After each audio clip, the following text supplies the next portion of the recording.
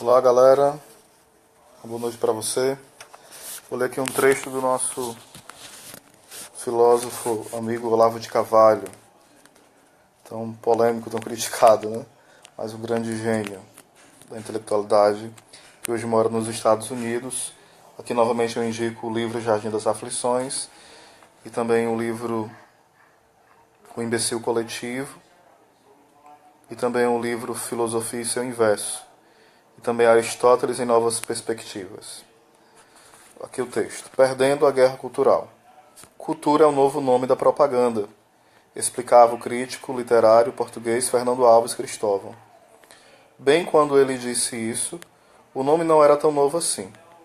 Fazia quase 70 anos que os comunistas haviam reduzido a cultura a instrumento de propaganda e manipulação, rejeitando todos os seus demais usos e significados como superfetações burguesas, puníveis eventualmente com pena de prisão.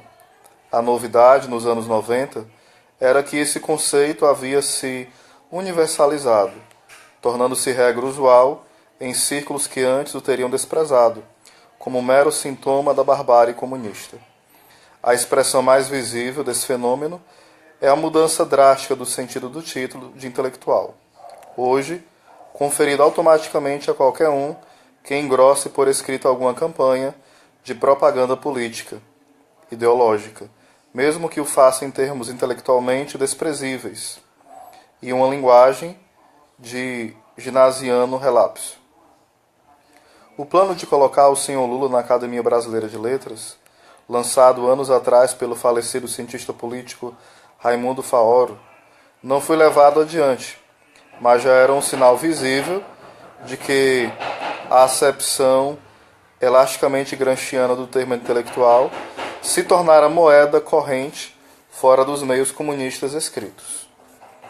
Mais ou menos na mesma ocasião, o senhor William Lima da Silva, líder do Comando Vermelho, por ter escrito um livro de memórias onde alegava que bandidos eram os outros, recebia tratamento de autor respeitável em plena Associação Brasileira de Imprensa.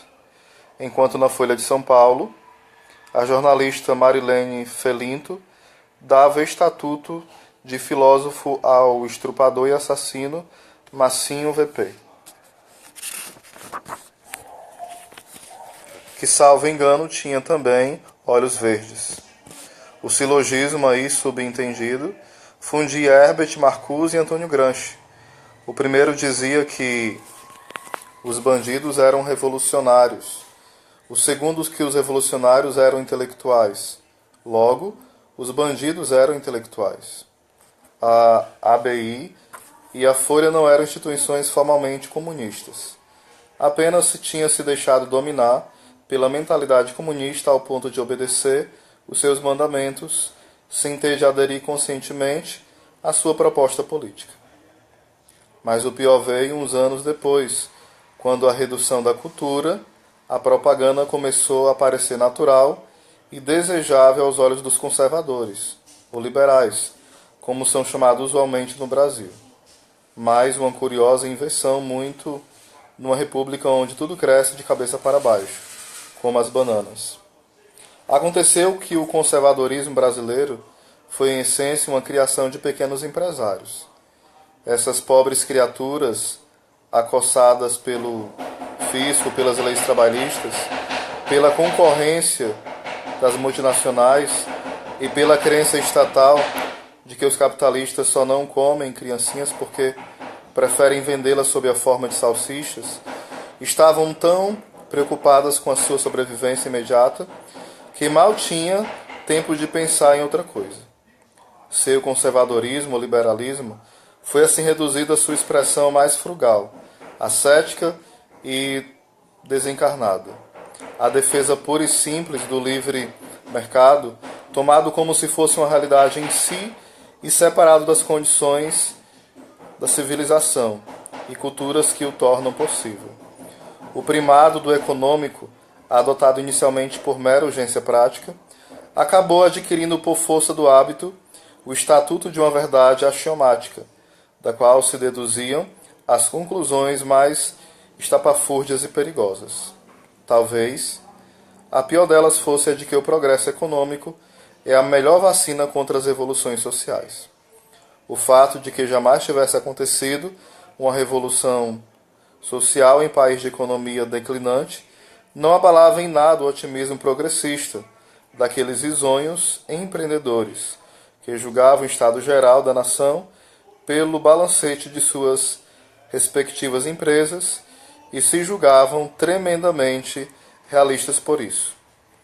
Nem os demovia de sua crença a obviedade histórica, já reconhecida pelos próprios marxistas, de que a classe revolucionária não se forma entre os proletários ou camponeses, muito menos entre os miseráveis e desempregados, mas entre as massas afluentes de classe média, alimentadas de doutrina comunistas nas universidades.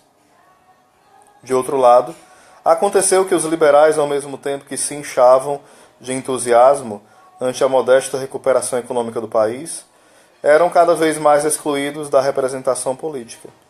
As eleições presidenciais de 2002 ofereceram à escolha do eleitorado 4 candidatos esquerdistas, dos quais nenhum, ao longo de toda a campanha, disse uma só palavra em favor da livre empresa. Nos anos subsequentes, o partido nominalmente liberal, PFL, adaptou-se às circunstâncias aceitando sua condição de mero coadjuvante da esquerda light. Mudou de nome para ficar parecido com o Partido Democrata Americano, o partido preferido do Hugo Chávez e Fidel Castro. E nem mesmo resmungou quando foi declarado pelo presidente petista, reeleito, um partido sem perspectiva de poder. Condenados à marginalidade política, mas ao mesmo tempo anestesiados pelos sinais crescentes de recuperação da economia capitalista no país, os liberais apegaram-se mais ainda ao seu economicismo, desistindo do combate nos demais frontes, quando não aderindo ao programa esquerdista em todos os pontos, sem relevância econômica imediata, como o gaysismo, o abortismo, as cotas raciais e o anticristianismo militante, na esperança louca de concorrer com a esquerda no seu próprio campo, sem perceber que com isso concediam ao adversário o monopólio da propaganda ideológica e se transformavam em doces instrumentos da revolução cultural gramsciana. É compreensível que nessas condições toda a atividade mental da direita brasileira acabasse se reduzindo às análises econômicas e à propaganda de um produto único, o livre mercado, perdendo toda relevância no debate cultural e rebaixando-se ao ponto de passar a aceitar como intelectual representativo qualquer moleque idiota capaz de dizer 2 ou 3 palavrinhas contra a intervenção estatal no mercado. Ironicamente, a esquerda no mesmo período decaiu intelectualmente ao ponto de raiar a barbárie pura e simples, mas como os liberais não se interessavam pela luta cultural, continuou desfrutando do prestígio inalterado da suprema autoridade intelectual no país, sem sofrer nenhum abalo, mais forte desde a publicação do livro do Olavo, que no caso é o Imbecil Coletivo, né? Lançado em 1996.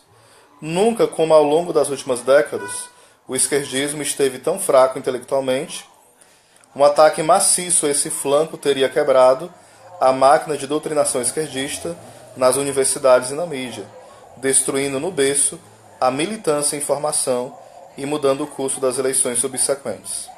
1000 vezes tentei mostrar isso aos liberais, mas eles só davam ouvidos a quem falasse em PNB e investimentos. Trancaram-se na Torre de Marfim, economicista, e lá se encontra até hoje, perdendo mais terreno para os esquerdistas a cada dia que passa e conformando-se com sua condição de forças auxiliares, destinadas fatalmente a tornar-se cada vez mais desnecessárias à medida que a esquerda não petista acumula vitórias contra o partido governante. Fora dos ciclos do liberalismo oficial, noto com satisfação algumas iniciativas novas, destinadas a formar uma intelectualidade conservadora e liberal, apta a oferecer uma resistência séria à revolução cultural. Essas iniciativas partem de estudantes, de intelectuais isolados, e não têm nenhum apoio nem dos partidos de direita, nem muito menos do empresariado. mas é delas que dependerá o futuro do país, se algum houver. Que é Olavo de Carvalho, é um trecho do livro A Nova Era e a Revolução Cultural. Um livro que eu indico para você estar adquirindo aí. A Nova Era e a Revolução Cultural. Deus abençoe você. Até a próxima. Shalom do Pai.